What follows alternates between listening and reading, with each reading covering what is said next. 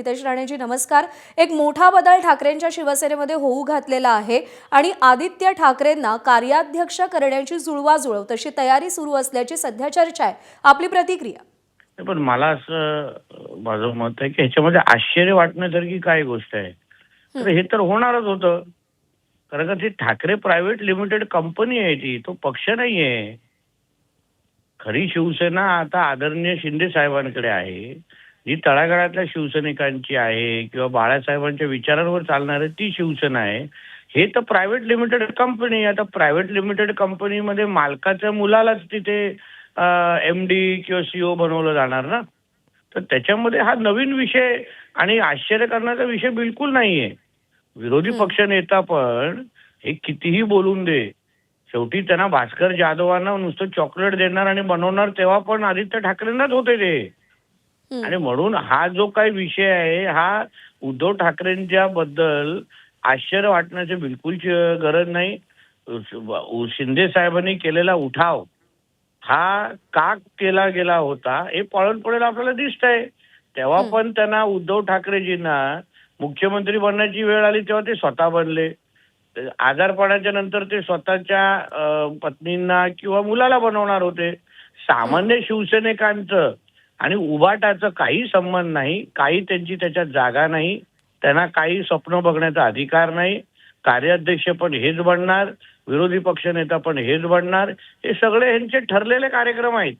म्हणून तुम्ही ह्या बाबतीमध्ये बिलकुल आश्चर्य करण्याची काही गरज नाही. महाराष्ट्राला काही धक्का नाही, आश्चर्य नाही, काही नाही. आणि म्हणून हे असंच चालत राहणार आहे. आणि प्रायव्हेट हितेश लिमिटेड राणेजी, असं कंपनी आहे आहे. की आपला आपला आदित्य ठाकरेंवरती विशेष रोष आहे आणि तो रोज सातत्यानं कशाला? आपण आपल्या नाही नाही नाही नाही नाही नाही तो नाही नाही, सातत्यानं रोज आपण तुम्ही हा शब्द काढा. आम्ही बर 39 वर्ष आमचे वडील शिवसेनेमध्ये राहिलेले आहेत. उद्धव ठाकरेजींना आम्ही चांगल्या पद्धतीने ओळखतो. रोष बघा, शेवटी तो त्यांच्या पक्षाचा अंतर्गत विषय आहे. कोणाला कार्याध्यक्ष बनवायचं, कोणाला कार्याध्यक्ष सीओ एमडी बनवा, हा त्यांचा विषय आहे. पण मुळामध्ये जेवढी शिवसेना आम्ही ओळखतो किंवा जेवढं उद्धवजींना आम्ही ओळखतो त्यानुसार मी माझं मत आणि माझा अनुभव सांगितलेला आहे. रोजचा आता काय आदित्य विषय? ठाकरेंच्या खांद्यावरती जी नवी जबाबदारी दिली जाऊ शकते तशी चर्चा आहे. ती जबाबदारी आदित्य ठाकरे कशा पद्धतीनं निभावतील, कशा पद्धतीनं सांभाळतील आणि पक्षाची घडी जी सध्या काहीशी विस्कटलेली दिसतीये ती पुन्हा एकदा जोडण्यामध्ये आदित्य ठाकरेंना यश मिळेल असं वाटतंय का? अहो पण मुळामध्ये पक्षाची घडी विस्कटली कशाला? त्याच जबाबदार असलेल्या व्यक्तीकडे अगर परत तुम्ही पक्षाची घडी बसवण्याची अगर जबाबदारी देत असाल तर त्याला काय अर्थच राहत नाहीये ना. आता पण खासदारकीच्या राज्यसभाच्या खासदारकीच्या निमित्ताने आदित्य ठाकरे आणि संजय राऊत मध्ये मध्ये गँगवॉरच सुरू झालाय. उभाटामध्ये अक्षरशः आता गँगवॉर सुरू आहे. कोण कोणाला काय कधी गोळी सुटेल कोणाला काहीच अंदाज नाहीये. आणि पण त्यात म्हणून संजय राऊतांनी स्वागत केलंय, तरुणांना संधी दिली पाहिजे असं संजय राऊतच म्हणतायत. हो बरोबर आहे ना. पण ते किती मनापासून बोलतायत ते कधीतरी ऑफ द रेकॉर्ड त्यांना विचारा. काय काय बोलतात, कसे कसे बोलतात, कसा आवाज काढतात, आम्ही सांगू शकतो तुम्हाला. आणि म्हणून तुम्हाला सांगतो हे सगळ्या गोष्टी त्यांच्या पक्षा अंतर्गत असले विषय असले तरी आमच्यासाठी अतिशय पोषक आहे. त्यांनी कार्याध्यक्षपद लवकरात लवकर घ्यावं, चर्चा करू नये, जेणेकरून ते कायमस्वरूपी विरोधी पक्षामध्ये बसतील ह्याची पूर्ण गॅरंटी आम्हा लोकांना मिळेल. म्हणजे तुम्हाला अजिबात आव्हान वाटत नाही याच्यामध्ये? अहो अतिशय चांगला, जसं देश पातळीवर राहुल गांधी आम्हाला भाजपसाठी पोषक आहे तसं महाराष्ट्रामध्ये आदित्य ठाकरेंना कार्याध्यक्ष उभाटाचं बनवणं हे अतिशय चांगला निर्णय आहे. उद्धवजींनी बिलकुल घाई करू नये, बिलकुल वाट पाहू नये. लवकर म्हणजे वाट पाहू नये, घाई करून दे त्यांना आणि वाट पाहू नये आणि लवकरात लवकर हा निर्णय जाहीर करावा जेणेकरून आम्हीच पेढे वाटू सगळीकडे. एकीकडे तुम्ही असं म्हणताय, पण काही वेळापूर्वी किशोरी पेडणेकर असं म्हणाल्या की आदित्य ठाकरे अत्यंत अभ्यासू आहेत, अष्टपैलू आहेत, सगळ्यांशी मिळून मिसळून ते वागतात, त्यांच्याकडे जे समस्या घेऊन जातात त्या समस्यांची ते दखल घेतात, त्या समस्या निवारण करण्याचा ते प्रयत्न करतात. आता कार्याध्यक्षपद मिळाल्यानंतर फक्त वरळीपुरतं मर्यादित न राहता एक पॅन महाराष्ट्र इमेज आदित्य ठाकरेंची होण्याची संधी त्यांना मिळेल की या निमित्तानं? हो ना, अतिशय अभ्यासू आहेत, अष्टपैलू आहेत. एवढे अष्टपैलू आणि अभ्यासू आहेत की स्वतःच्या मतदारसंघामध्ये 6,000 निवडून येतात एक.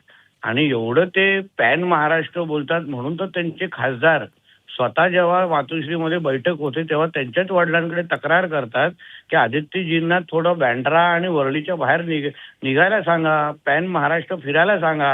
हा पॅन महाराष्ट्र नुसतं बोलून उपयोग नाही. पॅन घेऊन फिरण्यासाठी महाराष्ट्र नाहीये. महाराष्ट्रामध्ये फिरायला लागतं, जिल्ह्यामध्ये जायला लागतं, गाव पातळीवर जायला लागतं. नाहीतर नुसतं वरळी किंवा कलानगरचं कार्याध्यक्षपद देऊन टाका ना त्यांना, चांगली गोष्ट आहे. एक माझ्या शेवटचा शुभेच्छा प्रश्न आहेत. हो हो एक शेवटचा प्रश्न विचारते की आताही ठाकरेंच्या शिवसेनेकडे अनेक अनुभवी नेते आहेत, अनेक असे नेते आहेत ज्यांनी शिवसेनेचं राजकारण खूप जवळून पाहिलंय, शिवसेनेसाठी अंगावरती काठ्या झेललेल्या आहेत, गुन्हे देखील अंगावरती घेतलेले आहेत. आज ती सगळी नेते मंडळी असताना आदित्य ठाकरे यांचं नाव पुढे येत आहे. आपण सुद्धा शिवसेनेचं राजकारण प्रवास खूप जवळून पाहिलेला आहे. कसं पाहता या निर्णयाकडे आपण? मुळामध्ये तुमचे जरा प्रश्नांमध्ये थोडा बदल असा करतो मी की शिवसेनेसाठी लाट्या खाट्या आणि प्रभावी काम करणारे सगळेचे सगळे आज खऱ्या शिवसेनेकडे म्हणजे एकनाथ शिंदे साहेबांच्या शिवसेनेमध्ये आहेत. बरं. हे जे काही उभाटामध्ये राहिलेले आहेत ना, हे आपल्या उद्धवजींचे कारकून राहिलेले आहेत. आता उरले सुरले जे आहे, ज्यांना कारकून आहे, त्यांना इथे तिथे त्यांना लोमते ज्यांना म्हणतात, ते आता उद्धवजींकडे राहिलेले आहेत.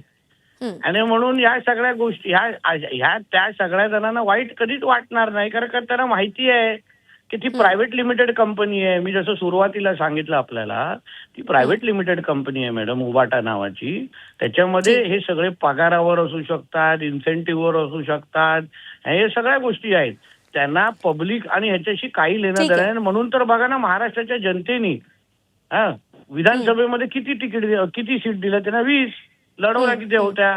किंवा ठीक ते आहे. सोडा, बीएमसी मध्ये काय झालं त्यांची अवस्था, एवढी वर्षानुवर्ष असलेली सत्ता नाही म्हणजे आणि हीच आज जी जे काही काही पिछेहाट झालेली आहे हीच जी काही पिछेहाट झालेली आहे त्या आता आगामी काळामध्ये पक्षाला पुन्हा एकदा प्रगतीपथावर नेण्यासाठी हा निर्णय घेतला जाईल अशी चर्चा आहे. आभार आपले नितेश राणेजी, आपण सविस्तर बातचीत केलीत आणि प्रश्नांना उत्तरं दिलीत त्यासाठी.